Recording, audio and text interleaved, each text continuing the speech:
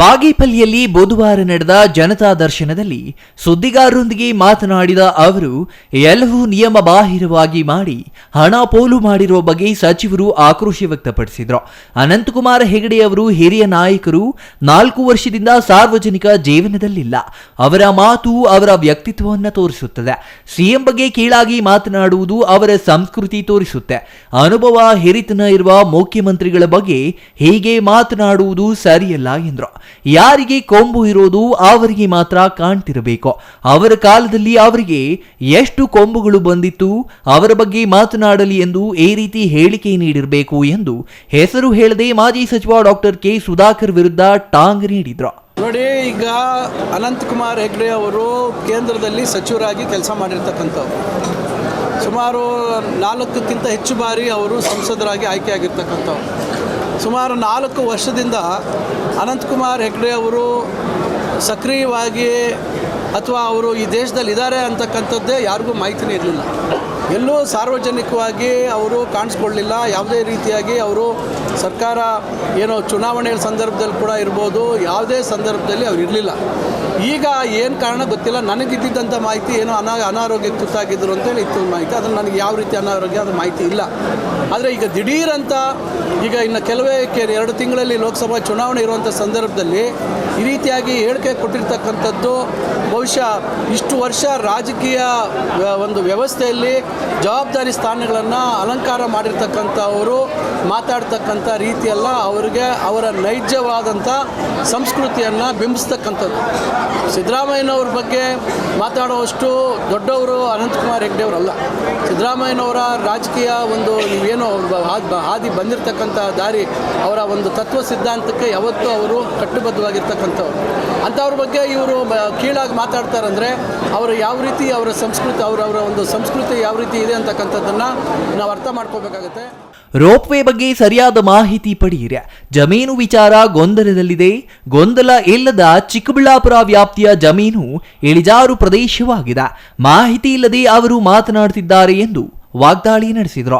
ವೈದ್ಯಕೀಯ ಕಾಲೇಜು ಅನುದಾನ ಹೆಚ್ಚಿಸಿದ್ದು ಯಾಕೆ ಎಂದು ಪ್ರಶ್ನಿಸಿದ ಸಚಿವರು, ಯಾಕೆ ಸಚಿವ ಸಂಪುಟದಲ್ಲಿ ಈ ಬಗ್ಗೆ ತೀರ್ಮಾನ ಮಾಡಲಿಲ್ಲ?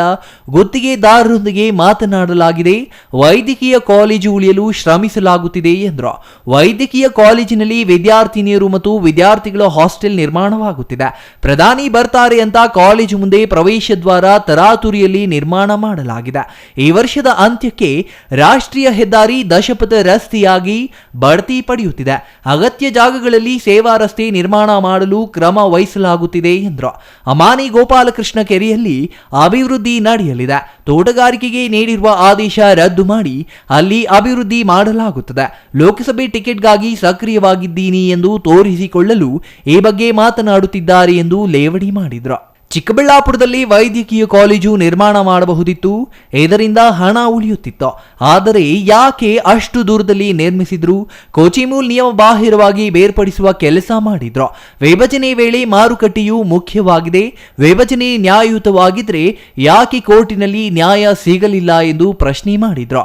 ಡಿಸಿಸಿ ಬ್ಯಾಂಕ್ ಮತ್ತು ಹಾಲು ಒಕ್ಕೂಟ ವಿಭಜನೆಯಾಗಲೇಬೇಕು, ಆದರೆ ಅದು ಕಾನೂನುಬದ್ಧವಾಗಿ ಆಗಬೇಕು ಎಂದು ಹೇಳಿದ್ರು. ಮಂತ್ರಿಗಳಿಗೆ ಕೊಂಬು ಬಂದಿದೆ ಅಂದರು. ನನಗೆ ಕೊಂಬು ನಿಮಗೆ ಕಾಣ್ತಾ ಇದೆಯಲ್ಲೋ ಗೊತ್ತಿಲ್ಲ. ಕೊಂಬು 7-8 ತಿಂಗಳಿಂದ ಕೊಂಬಿದೆ. ಮೋಸ್ಟ್ಲಿ ಅವ್ರಿಗೊಬ್ಬರಿಗೆ ಕಾಣ್ತಾ ಇರಬೇಕು. ನನಗೆ ಕೊಂಬಿರೋದು ಅವ್ರೊಬ್ಬರಿಗೆ ಕಾಣ್ತಾ ಇರಬೇಕು. ಯಾಕಂದರೆ ಇದಕ್ಕಿಂತ ಮುಂಚೆ ಅವರು 3.5 ವರ್ಷ ಕಾಲ ಮಂತ್ರಿಗಳಾಗಿದ್ದರು. ಅವರಿಗೆ ಎಲ್ಲೆಲ್ಲಿ ಕೊಂಬುಗಳಿತ್ತೋ ನನಗೆ ಗೊತ್ತಿಲ್ಲ. ಯಾಕಂದರೆ ಕೊಂಬುಗಳು ಎಲ್ಲೆಲ್ಲಿತ್ತೋ ಗೊತ್ತಿಲ್ಲ. ಅವ್ರು ಏನೇನು ಹೇಳಿಕೆಗಳು ಕೊಟ್ಟಿದ್ರು, ಏನೇನು ಮಾಡಿದ್ರು ಗೊತ್ತಿಲ್ಲ. ಅವ್ರು ಈ ರೀತಿ ಎಷ್ಟು ಜನತಾ ದರ್ಶನ ಕಾರ್ಯಕ್ರಮಗಳು ಮಾಡಿದ್ರು ನನಗೆ ಗೊತ್ತಿಲ್ಲ. ಎಷ್ಟು ಬಾರಿ ಜಿಲ್ಲಾಧಿಕಾರಿಗಳ ಕಚೇರಿಗಳ ಬಂದು ಸಭೆಗಳು ಸಮಾರಂಭಗಳು ಮಾಡಿದ್ರು ನನಗೆ ಮಾಹಿತಿ ಇಲ್ಲ.